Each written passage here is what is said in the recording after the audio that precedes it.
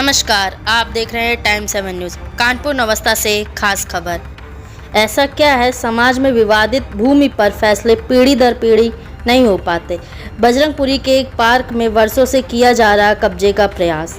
Park के कब्जे को लेकर जो भी करता विरोध, उसके खिलाफ लिख जाते फर्जी मुकदमे। आपको बताते चले कि कानपुर थाना नवस्था क्षेत्र यशोदा नगर अंतर्गत बजरंगपुरी सोसाइटी बजरंगपुरी द्वारा प्लाट बेचते समय लोगों को बीचों बीच पार्क की बात बताई गई। जगह भी छोड़ी गई, लेकिन पिछले कई सालों से पार्क पर नियत खराब होने के चलते सोसाइटी के अरुण सिंघानिया ने धर्मेंद्र शर्मा का साथ लेकर अवैध कब्जा करने का प्रयास कई बार किया है। अभी भी कर रहे क्षेत्रीय लोगों में से जो भी अवैध कब्जे को लेकर जो उनका विरोध करते नजर आया, नवस्था पुलिस की मिलीभगत से उस पर फर्जी मुकदमे लिखा दिए गए। आखिरकार शासन और प्रशासन अभी भी अंग्रेजी शासन से मुक्त नहीं हो पाया है। अपने ही लोगों को छलने में रावणों के साथ कंधों से कंधा मिलाकर आम जनता के सामने अपनी शक्ति का प्रदर्शन करते नजर आता है। आखिरकार आम जनता को अपने ही लोगों से खतरा क्यों नजर आता है? क्या कानून प्रशासन व्यवस्था इतनी लाचार हो गई है कि ऐसे मामलों में फैसले नहीं किए जा सकते? लिखित रूप से कहीं ना कहीं कागजों में ज़मीन का पूरा हिसाब मिल ही जाता है, बस देखने वालों की कमी है। कहीं ना कहीं शासन और प्रशासन और कानून व्यवस्था के बीच का तालमेल गड़बड़ है। फिर भी आज कानपुर विकास प्राधिकरण टीम द्वारा निर्माण कार्य रोककर पूरे परिसर को सील कर दिया गया। अब आगे कानूनी प्रक्रिया कहां तक पहुंचती है, ये तो समय ही बताए।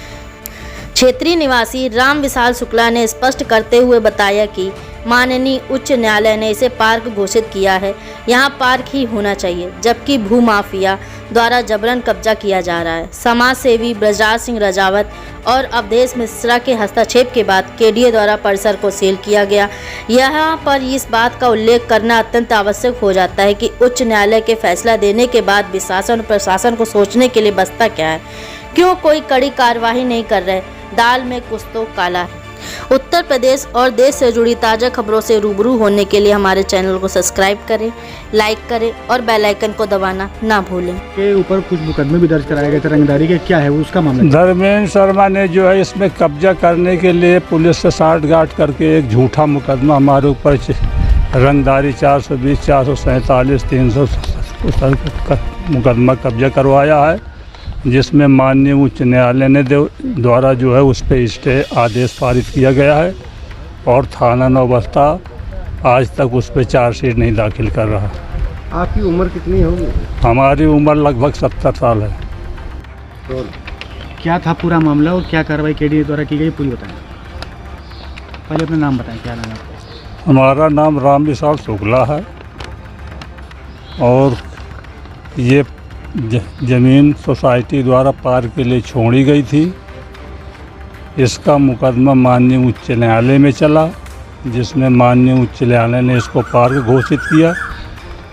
उसके बाद जो है भूमाफिया धर्मेंद्र शर्मा व अरुण कुमार सिंघानिया इस पर धन बल से जो है ज़बरदस्ती कब्जा कर रहे हैं। केडीए को सूचना दी जा रही है, अधिकारियों को लिखित सूचना दी गई, लेकिन कोई कार्रवाई जो है नहीं हुई। ये कब इनका कब्जा हुआ था, कब से कब्जा कर रहे हैं? ये 11 जनवरी सन 2023 में जो है धर्मेंद्र शर्मा ने कब्जा करना शुरू किया और फरवरी 2023 में जो है अरुण कुमार सिंघानिया ने इधर डीपीसी न्यू बाउंड्री भरवानी शुरू की। तो ये कौन धर्मेंद्र शर्मा है, ये कहाँ रहते हैं कुछ? ये धर्मेंद्र शर्मा जो है इनकी शक्कर पट्टी में ऑफिस है, मकान भी है और कौशलपुरी में आवास निवास है। सिंघानिया जी है आनंदपुरी में रहते हैं। तो ये पूरे मामले की शिकायत आप लोगों ने कहाँ की थी? इसमें मामले उच्च न्यायालय में कंटेम्प्ट ऑफ कोर्ट इलाहाबाद में विचाराधीन है, फिर भी उसका उल्लंघन कर रहे हैं लोग। उसके बाद भी, आदेश के बाद भी लगातार यहाँ पे निर्माण कार्य चल रहा है? अभी तो बंद हो गया। आज क्या कार्रवाई केडीए द्वारा की गई है? केडीए ने आज बहुत दबाव में जो है आके जो निर्माण कार्य हुआ उसको सील किया है आके।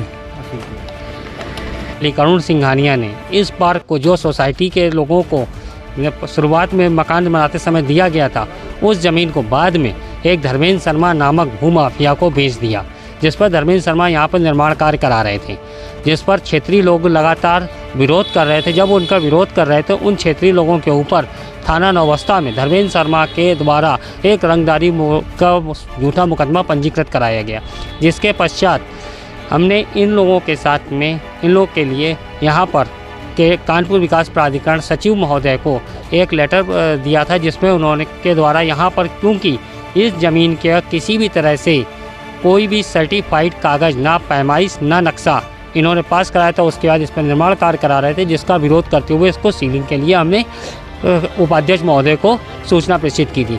इस ज़मीन के ऊपर सन 2002 में भी अनीता भटनागर जैन पूर्व उपाध्यक्ष कानपुर विकास प्राधिकरण ने भी अपने लेटर हेड में लिख के कहा था कि यह ज़मीन जो कि पार्क है और उसके ऊपर किसी